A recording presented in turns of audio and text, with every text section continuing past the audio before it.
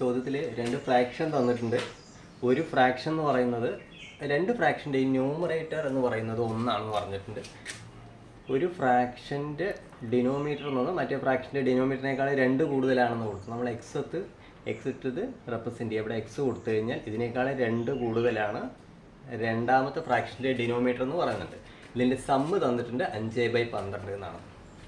നമ്മൾ ആദ്യം ചെയ്യേണ്ടത് എന്താണെന്ന് ചോദിച്ചാൽ ഇത് ഇൻറ്റു ചെയ്യേണ്ട ഫോമിലേക്ക് ആക്കുക. ഇതാ ഇൻറ്റു ചെയ്യേണ്ട ഫോമിലേക്ക് ആക്കി എന്നതിന് ശേഷം ഇവ ക്രോസ് മൾട്ടിപ്ലൈ ചെയ്യുക. എന്ന് വെച്ചാൽ ഇങ്ങനെ മൾട്ടിപ്ലൈ 1 × x+2 അതാണ് ഇവിടെ കിട്ടിയിരിക്കുന്നത്.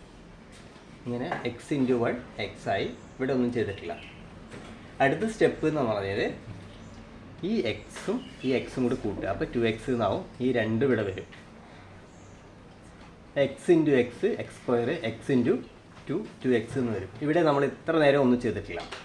അടുത്ത സ്റ്റെപ്പ് നമ്മൾ എന്താ ചെയ്യേണ്ടത് വെച്ചാൽ ഇങ്ങനെ ക്രോസ് ആയിട്ട് മൾട്ടിപ്ലൈ ചെയ്യുക. 5 × x².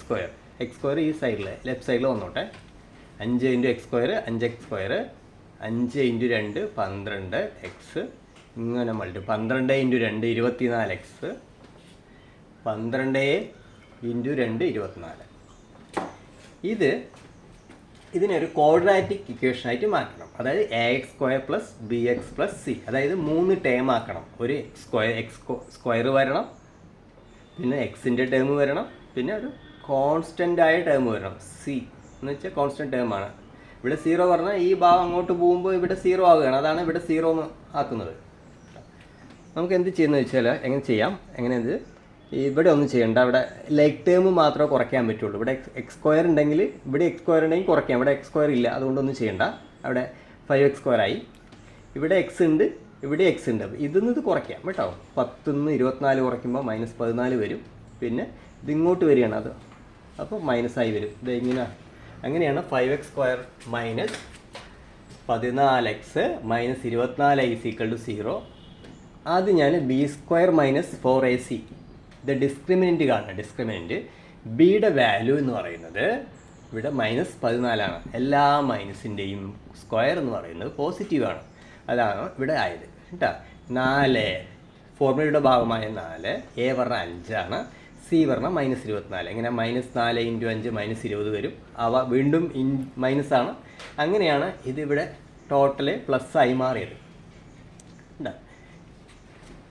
അപ്പോൾ ഇത് ഇങ്ങനെ ഇൻറ്റു ചെയ്യുന്ന സമയത്ത് നമുക്ക് കിട്ടുന്നത് 196, 480 കൂട്ടുമ്പോൾ 676. ഇതിൻ്റെ സ്ക്വയർ ഇത് റൂട്ടിൽ 676 വരികയാണെങ്കിൽ അതിൻ്റെ റൂട്ട് എന്ന് പറഞ്ഞാൽ 26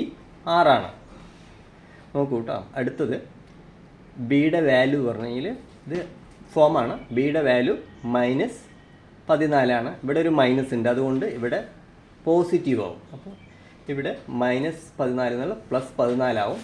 ഇതിൻ്റെ റൂട്ടിൽ 676 വരികയാണെങ്കിൽ ഇവിടെ 26 എന്നാണ് വരിക. രണ്ടും കൂടി കൂട്ടുമ്പോൾ 40 ആയി. അടിയിൽ 2 × 5, എയുടെ 5ആണ്.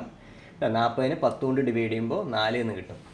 അടുത്തത് ഇത് വെച്ചിട്ടാണ് ചെയ്യുന്നത് കേട്ടോ. ഇവിടെ പ്ലസ് വെച്ചിട്ടാണ് ചെയ്യുന്നത്, മൈനസ് വെച്ച് ഇവിടെ 14 വരും. 14 നിന്ന് -26 അങ്ങനെ കുറയ്ക്കുമ്പോഴാണ് നമുക്ക് ഇത്ര -12 കിട്ടുന്നത്. അടിയിൽ 10 തന്നെയാണ് വരിക. ഇത് വീണ്ടും ഷോർട്ട് ആക്കുന്ന സമയത്ത് ഇതിന് 2 കൊണ്ട് ഡിവൈഡ് ചെയ്യുമ്പോൾ 6ഉം ഇതിനെ ഡിവൈഡ് ചെയ്യുമ്പോൾ 5ഉം കിട്ടും. -6/5 എന്നാവും നമുക്ക് കിട്ടും. ഇനി ഫാക്ടർ എടുക്കുകയാണ്. ഫാക്ടർ എന്ന് വെച്ചാൽ ഫാക്ടർ എക്സിൻ്റെ വാല്യൂ എന്ന് പറയുമ്പോൾ 4ആണ്. ഫാക്ടർ കൊടുക്കുന്നതിൻ്റെ നേരെ ഓപ്പോസിറ്റ് സൈൻ ഉപയോഗിച്ചിട്ടാണ് കൊടുക്കേണ്ടത്. സൊല്യൂഷനാണിത്. സൊല്യൂഷൻ 4 ആണെങ്കിൽ അതിൻ്റെ ഫാക്ടർ ഓപ്പോസിറ്റ് സൈനാണ്. അടുത്തത് സൊല്യൂഷൻ എന്ന് പറയുന്നത് ഇതാണ്. അപ്പോൾ ഇതിൽ നമ്മൾ എങ്ങനെ എടുക്കുന്നത് ചോദിച്ചു കഴിഞ്ഞാൽ ഇവിടെ മൈനസ് ആണെങ്കിൽ പ്ലസ് ആയിട്ടാണ് കൊടുക്കുന്നത്. ഈ 5 അതായത് ന്യൂമറേറ്ററാണ് ആദ്യം വരുന്നത്.